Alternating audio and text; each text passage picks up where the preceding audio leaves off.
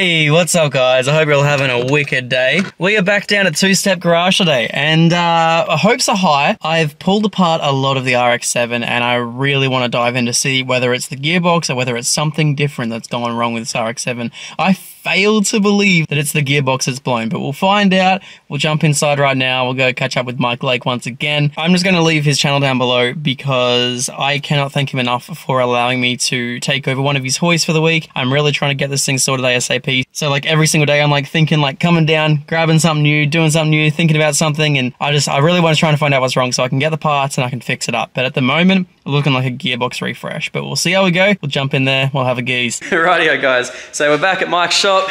What's going on, man? Yeah, boy. Rightio, so if you guys haven't watched the last video that I probably put out probably 2 or 3 days ago, you guys would have all seen that we have been having a massive issue with the FD. I have no idea how it started, what caused it or anything. I was literally just driving home and it started making a horrible knocking sound. So if you guys haven't seen the start of this video, go check out the previous video because that'll give you a whole lot more context. We have tried so many things. We sat under. How long did you sit underneath the car, breathing in all this? Yeah.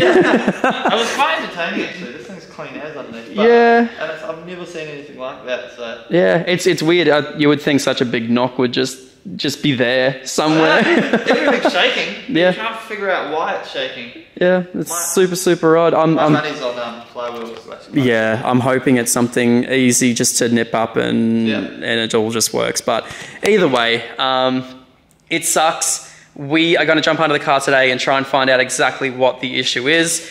Mike's going to jump back under it again. It's going to be loud as hell because I've taken the exhaust off and the tail shaft so we can try and figure out exactly what's wrong. Have you got your nose plugs? Yeah, probably. Yeah, I don't mind it being still broken because having this thing in my shop, it's beautiful. So nice. I walk past it as I go to do work. Yeah. Come back, I'm like... I'm glad I walk out and cry into my garage. It's not my car. No. Yeah, fair. No, it's very cool. Either way, we're going to try and figure out what this is today. Mike's very graciously once again let me use his hoist. So we're going to find out exactly what it is today. Let's go. Oh. I'm itching to find the problem. Same. Rightio, I'll warm her up. Are you ready? Let's go. It's going to be loud as fuck. I mean, I started my RX7 here with nothing. Oh, really? And you can feel it in your heart. Gross. It's so loud.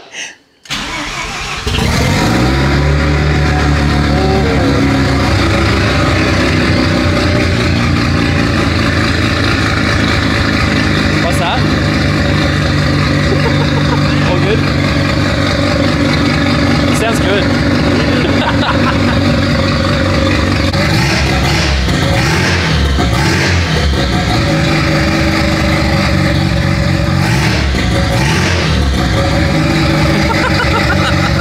Sorry.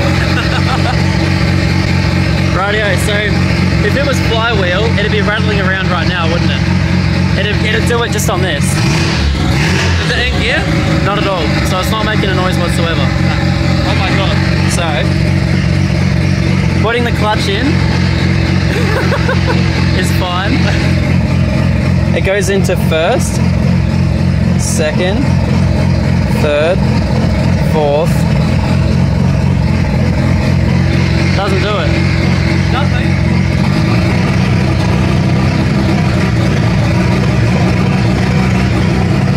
That's fifth. So I can't be trans. It goes into every gear. And it doesn't do it? Doesn't do it at all. So when it's in load on it, eh? Yeah. Weird. That's not good. No. Now we find the problem.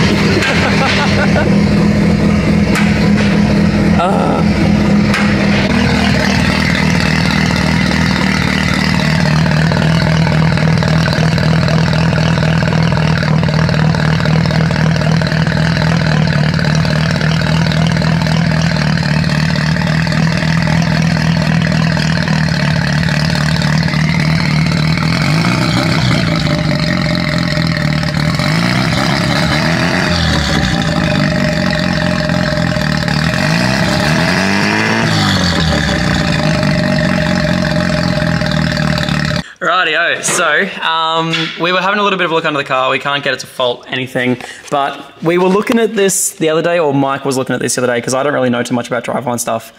And neither do I. Yeah, so yeah. It's like dudes who don't know much don't know much knowledge together and hopefully knowing a little bit. Yeah. Which is rad, but we think that this is an excessive amount of backlash. So backlash is when like this diff gear contacts the gear inside the diff. Yep, and how much movement it has before it contacts it. So that's how much movement we have before literally. But yeah, you guys can see the wheels are literally not moving when he does that. That's literally where the gear meets the other gear inside the diff. That's a huge amount of backlash. So the feeling is when you put it into gear and you get that shuddering, it's because it's this. Yep. Okay. Well, because it's bouncing back and forth, getting that kind of contact, because it's got that much kind of movement here, kind of room to move around. Which would then explain why it doesn't do it when I'm accelerating or when I'm decelerating and only doing it while cruising and taking off and And then the other vibration thing, is there a vibration while you're driving? It was happening when I was going constant speed. I wonder if it's constant speed, like cruising speed. It was, Not under load? Not under load, no. I was cruising at 60 kilometers an hour in third gear, and it would have just been like transient throttle, so it would have been like just on, just off. Just on, just off. So it also probably would wouldn't be good, the backlash when it comes to just cruising, because it's not a lot of load, you know what I mean? You're not fully like on the load, like through the drive shaft, through the diff. If it's kind of half on it, I guess that would be a bit weird, but time will tell when we actually pull this out, because like we just said before, we don't know anything. No, not at all. We know a little bit, and that's kind of not enough. So, but that is, regardless of your problem, too much backlash. Yeah, all right. So if that fixes the problem. So either way, we'll get a new diff or we'll get that one rebuilt. We will see if we can track another tail shaft and see if I can just bolt that in and everything in. Just go all new, and fingers crossed we can sort this issue out. I'm so keen for you to get this sorted. Yeah, same. I'm keen to cruise. Yeah, it's gonna be good. Not just because I want to drive the car. Yeah. Oh, you're definitely driving it. I'm actually so keen. Yeah. Yeah. The other option I also have is a lot of people make braces for a lot of these things as well. So if you could imagine this whole power plant frame, it bolts up with the diff mounts and then with the engine mounts, and that whole thing is just a separate thing. So what you can actually get is you can get a diff brace that bolts from there to there to there, which prevents this from cracking through. And then you can also get a trans brace, which goes from there to there, and then it has a trans mount right there, which would take away a lot of driveline slack, I could imagine, which would make this thing feel so good. Yeah, I think it definitely would be better. It's an interesting concept, isn't it? This thing? It's very odd. I've never seen it in another car. Apparently MX-5s have it, but I haven't. Yeah. They do? Yeah, MX-5s are just a mini FD. Yeah, cool. So pretty, very, very similar, but... Yeah, no, I think it's cool. It was definitely cool in the 90s, but I think even if it makes it a little bit more uncomfortable to drive, I think having all of that as one would be, it feels so much nicer as a driver's car. And especially as you're dialing more power as well. Yeah. But yeah, I think we can rule out that the transmission is fine, which I am very happy about. I'm extremely happy about. I was able to get into all 5 gears plus reverse. I was able to drop it in every single gear, and I was also able to rev it up to 100 k's an hour on the speedo in 5th gear, and it wasn't making any vibrations. So safe to say, I would say so, definitely. Yeah. Question: have you done a skid in either of your FDs? No, never. Oh, no, really? No. I wouldn't either. No, I was always told, because I always had like 265 semi slicks at the back. Oh yeah. And like everything would just break. I was told that all of this is extremely flimsy. Yeah. And well, I agree. Yeah. With the 265 semis, you probably would have had a real sad time. Annoyingly, I watched this bloke over in the States in New York City that just does skids everywhere in a stock Driveline FD, and his car just holds up in. Yeah. Annoyingly, I just cruise in this once going 40 k's an hour. If you've got momentum, skids are fine. Yeah. Skids from standstill, like I found out when I had the 265 semis in this, and I smashed the whole rear end, kind of be a hero in front of the crowd. At the drifts. Yeah, it's a different story. Yeah. So, but I have too much mechanical sympathy. Yeah, I said I never got a skid in this, and then Cam came over, and then I ended up doing it. It was good though. I can easily get peer pressured into it. Yeah. I'm really bad with that sort of stuff. But yeah. Good job. Big job on our hands down. Yeah, apparently so. Just out of it. Yeah, so what I'll do, I think I'll get this rebuilt either way, whether I get a brand new one, whether I get it rebuilt, I will figure something out. We'll get that backlash sorted and see if that fixes the issue. And either way, it's going to feel nicer to drive, whether it's that or... I'm going to put 20 bucks on that fixing the issue. 20 bucks on that? Yeah, right, okay. That's a lot of money for me. Fair enough. Fair. I've never pulled out a diff like this because I'm used to Nissan having 5 bolts there, so I have no clue what I'm doing. but we'll fix it. That's always the most fun though. Yeah, I know. Yeah. I'm going to pull the whole rear end apart. Yeah. It's going to be great fun. Oh yeah. Alrighty, let's get into it. Let's go.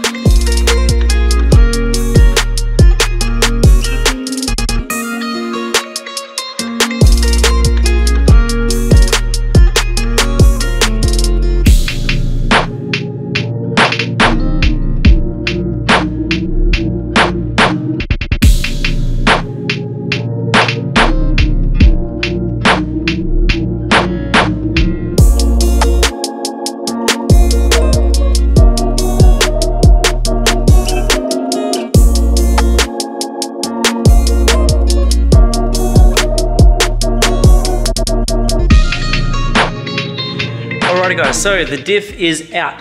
We, me and Mike, or Mike mostly, managed to wriggle the diff out of this tiny little space right here.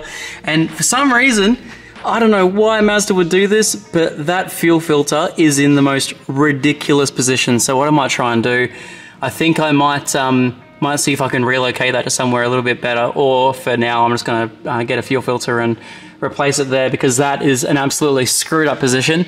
Either way, diff's now out. All the brand new fluid that I chucked in there is now dripping away, and we're going to take this down to a diff shop and get this rebuilt. And I'm also going to see if I can get that drive shaft balanced as well, just to make sure if it's one of these two things, we'll have it sorted. So yeah, really cool thing though.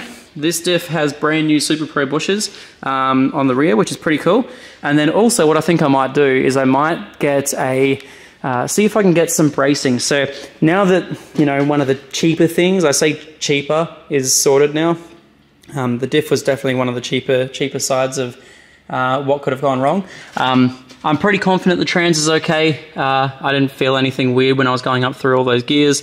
One thing I did notice is this mount right here, this gearbox mount, is very, very close to the exhaust, to the point where I think if there was enough force like there was, it probably could be hitting on the top of the headers right here, which I have never honestly seen a dump like this before. So if anyone actually knows exactly what dump that is, that'd be cool. It's probably RE from Japan, which is pretty cool. But yes, they also make a gearbox mount, which I'm thinking about getting, and then also a diff mount, which will keep this whole thing really centered and nice. So I think that's going to be the go from there. I think we should be good. As long as I can get the tail shaft sorted and the diff sorted and that rebuilt, it's going to feel much nicer. It definitely had a lot of backlash. I'm not too up to date with the whole driveline situation of anything, so pretty much everyone has said that that's completely screwed up. So I think doing it either way is going to be an absolute blessing. It's probably going to make this car drive so much better. So I'm glad that it's out, and I'm glad that I don't have to worry about hopefully having that issue again. So we'll do all that. We'll come back hopefully this weekend. Hopefully I can get it all done by this weekend. We can fit it all up, and oh man, I really, really hope that that was the source of my issues, because I just want to rip this thing up through the mountains again. And yeah, it's going to be all good. Anyway guys, I think I'm going to close out the video here tonight. Massive thank you to Mike, who's chilling down the back there. Once again, go check out his channel. It's going to be in the description. Go check out all these mad builds. The Civic that he's going to sell me eventually, the BMW. Mate, you can take the Civic off my hands. It's all yours. I want to, so this would be sick for a Sandown race car. It's a perfect Sandown race car. Oh, we actually didn't look at the engine before. I didn't see the engine at all. Yeah, yeah. It's all on there, ready to go. Yeah, so what, is it a D series or is it a D15, baby? D15? Huge. Woo! Did you forge it as well, or is it just turbo kit? Nah, left it like as is. Beautiful. Did you rebuild it, or is it just no, as it's is? got 100,000 Ks, the motor. Sick. Once I bought it off an old fella. So, beautiful. Max yeah. PD turbo. Mate, it can't go wrong. But honestly, yeah, it's going to be a sweet wee car. To be honest, I'll whack this all together in the next couple of weeks probably. I've got the gearbox in the clutch. I want to see you at least drive it like this, because it's going to be a rocket. It's supposed to be like a challenge between this and the Fivo. So yeah, we're going to get done. I will. Hell yeah. I just got to find some motivation from somewhere. Yeah. To work on the Honda, but it's so hard when you've got like all the summers coming. And we've got all the fun cars. I know. And the drift car as well. Like I've got heat stuff coming up, so it's about finding a bit of balance in life. But everyone needs a bit of Honda in their life, don't they? Exactly right, yeah. Good, right? Yeah, I really wish I had done something with the EK that I had. But yeah, I was waiting for the content. I still have it. What? I still have it. It's up in Queensland. You're like rich or something. Nah, I bought it for $400, bro. It was cheap. Yeah. It was cheap. My brother has it at the moment. Oh, yeah. Yeah, it's ripping around Brisbane with really bad inner tie rods. Like, really bad. Just need some max feeding rods in it, some 15s. Yeah, dude. What? Manual. What? Yeah. $400? Yeah. It was cheap. And it's a facelift too, so it's got the tacho with the revs. That's mad. It's sick. Yeah, it's cool. Just bolt a turbo onto that. Well, Max Feeding Rods already said they'd send me a kit. Yeah, that's so good like that. Yeah, they're great. So that's pretty much what this has too, hey? Yeah. Sick. It's just, bolt on, perfect. What ECU do you need? What's that? What ECU do you need? So I'm using stock ECU and I've got an Apixi AFC cool. controller. Yeah. So there's $150, but I've read really good things about them in terms of easily being able to tune them, and because so you put Evo injectors in them. Yeah. And then you can. It's very easy to tune them.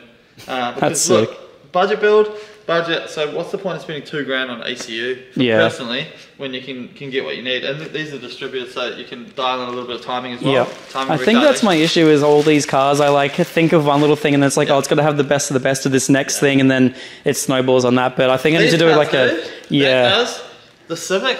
You get away with, as long as it's got a good tune, it's safe, air fuel ratios, like it's going to go for a long time. So it's a Fevo, man. I thrash on that thing. It looks sick, and we tuned that I love it. Stock ECU tune that loves it, so it is fantastic. But we will get this done. We'll get it out and stand down versus the Fevo. See how and they'll sell it and for someone who.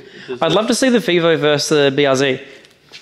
Oh man, that's a great idea. Yeah. Maybe we should do that first. I'll do it at Sandown. I'll tell you about these brake companies that reached out to me today. It's bad. Oh, is it real bad? Yeah, real bad. Max feeding rods. Don't do max feeding rods. Oh, it's worse than that. Don't do it. I don't want to see you go through like the... Yeah. That'd be the worst. Nah, I reckon that'd be sick. If you guys want to see a BRZ and Fevo showdown at Sandown Raceway, that sounds sick. Let's just do that. We'll do the BRZ. That's a much better idea. Yeah, right. Sounds good. Is that fair for the BRZ? I don't know. Better handling, right? Yeah. Oh, maybe. Yeah. Maybe. Yeah. I mean, we'll see. What power do they make the BRZ? Slow. Oh, yeah, I don't know. Like 130 180, 200? Oh, kilowatts? Oh, not kilowatts, no. Like 130 kilowatt maybe? Yeah. Does that sound like 220 horsepower or something? No, that's the same power as the Fevo makes. So. Really? Yeah. Sick. Let's do it. That'd be cool. Let's book a day. I'll go figure out a day now. Alright. Just a couple of weeks we'll go to Santa. Alright, sounds good. You need what? An extinguisher and a helmet? Yeah, extinguisher, helmet. I need tyres badly. Yeah, I need tyres real bad. You need some kind of tyre. Yeah, I'm on wind runs or rapids or something like that. Yeah, they say rapid on it. Yeah. I don't know if they actually rapid though. Yeah, anything that says it's fast on the tyre isn't fast. Yeah. Alrighty guys, well, anyway, thank you very much for watching today's video. We'll get this thing sorted ASAP so we can do a POV drive up through the mountains, and and not just on the highway. I did a POV drive on the highway, but it was really boring. Like, No, hell runs are where it's at. Yeah, 100%. Dandenongs are calling its name, so. Alright guys, thank you so much for watching. I'll see you later.